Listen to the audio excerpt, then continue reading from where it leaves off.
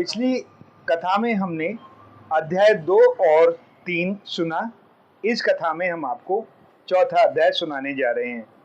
चंचुला की प्रार्थना से ब्राह्मण का उसे पूरा शिव पुराण सुनाना और समयानुसार शरीर छोड़कर शिवलोक में जा चंचुला का पार्वती जी की सखी एवं सुखी होना।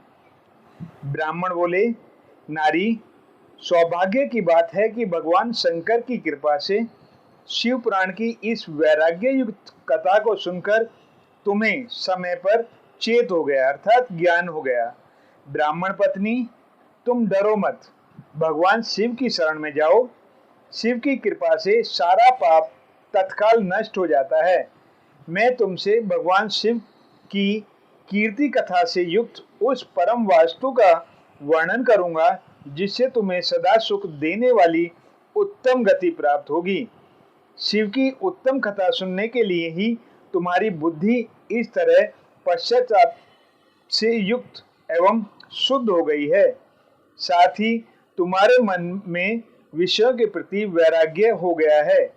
पश्चाताप ही पाप करने वाले पापियों के लिए सबसे बड़ा प्रायश्चित है। सत्पुरुषों ने सबके लिए पश्चाताप को ही समस्त पापों का शोधक बताया है। पश्चाताप से ही पापों की शुद्धि होती है। जो पश्चाताप करता है वही वास्तव में पापों का प्रायश्चित करता है, क्योंकि सत्पुरुषों ने समस्त पापों की शुद्धि के लिए जैसे प्रायश्चित का उपदेश किया है वह सब पश्चाताप के से संपन्न हो जाता है। जो पुरुष विधि पूर्वक प्रायश्चित करके निर्भय हो जाता है पर अपने कुकर्मों के लिए पश्चाताप नहीं करता, उसे प्राय उत्तम गति प्राप्त नहीं होती। परंतु जिसे अपने कुकृत्य पर हार्दिक पश्चाताप होता है वह अवश्य ही उत्तम गति का भागी हो जाता है, इसमें संशय नहीं है। इस शिव पुराण की कथा सुनने से जैसे चित्त शुद्धि होती है वैसे दूसरे उपायों से नहीं होती। जैसे दर्पण साफ करने पर निर्मल जो हो जाता है, उसी प्रकार इस शिव पुराण की कथा से चित्त अत्यंत शुद्ध हो जाता है, इसमें संशय नहीं है। मनुष्य के शुद्ध चित्त के में जगदम्बा पार्वती सहित भगवान शिव विराजमान रहते हैं। इससे वह विशुद्ध आत्मा पुरुष श्री सांब सदाशिव के पद को प्राप्त होता है। इस उत्तम कथा का श्रवण समस्त मनुष्यों के लिए कल्याण का बीज है। अतः यथोचित शास्त्रोक्त मार्ग से इसकी आराधना अथवा सेवा करनी चाहिए। यह भव बंधन रूपी रोग का नाश करने वाली है। भगवान शिव की कथा को सुनकर फिर अपने हृदय में उसका मनन एवं निधि ध्यासन करना चाहिए। इससे पूर्णतया चित्त शुद्धि हो जाती है। चित्त शुद्धि होने से महेश्वर की भक्ति अपने दोनों पुत्रों ज्ञान और वैराग्य के साथ निश्चय ही प्रकट होती है। तत्पश्चात महेश्वर के अनुग्रह से दिव्य मुक्ति प्राप्त होती है, इसमें संशय नहीं है। जो मुक्ति से वंचित है उसे पशु समझना चाहिए, क्योंकि उसका चित्त माया के बंधन से आसक्त है, वह निश्चय ही संसार बंधन से मुक्त नहीं हो पाता। ब्राह्मण पत्नी, इसलिए तुम विषयों से मन को हटा लो और भक्ति भाव से भगवान शंकर की इस परम पावन कथा को सुनो। परमात्मा शंकर की इस कथा को सुनने से तुम्हारे चित्त की शुद्धि होगी और तुम्हें मोक्ष की प्राप्ति हो जाएगी। जो निर्मल चित्त से भगवान शिव के चरणाविंदों का चिंतन करता है उसकी एक ही जन्म में मुक्ति हो जाती है। यह मैं तुमसे सत्य सत्य कहता हूँ। सूत जी कहते हैं, सौनक जी, इतना कहकर वे श्रेष्ठ शिव भक्त ब्राह्मण चुप हो गए। उनका हृदय कथा से आर्द्र हो गया था। वे शुद्ध चित्त महात्मा भगवान शिव के ध्यान में मग्न हो गए। तदंतर बिंदुक की पत्नी चंचुला मन ही मन प्रसन्न हो उठी।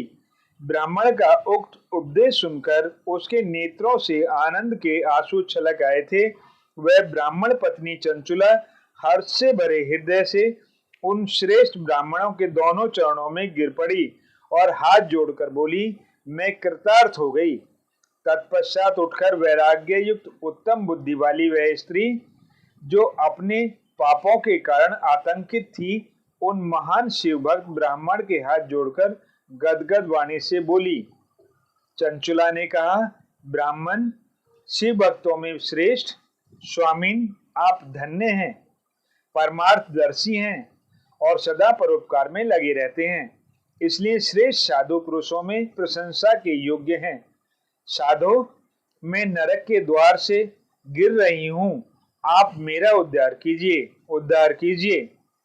पौराणिक अर्थ तत्व से संपन्न जिस सुंदर शिव पुराण की कथा को सुनकर मेरे मन में संपूर्ण विषयों के से वैराग्य उत्पन्न हो गया, उसी इस शिव पुराण को सुनाने के लिए इस समय मेरे मन में बड़ी श्रद्धा हो रही है।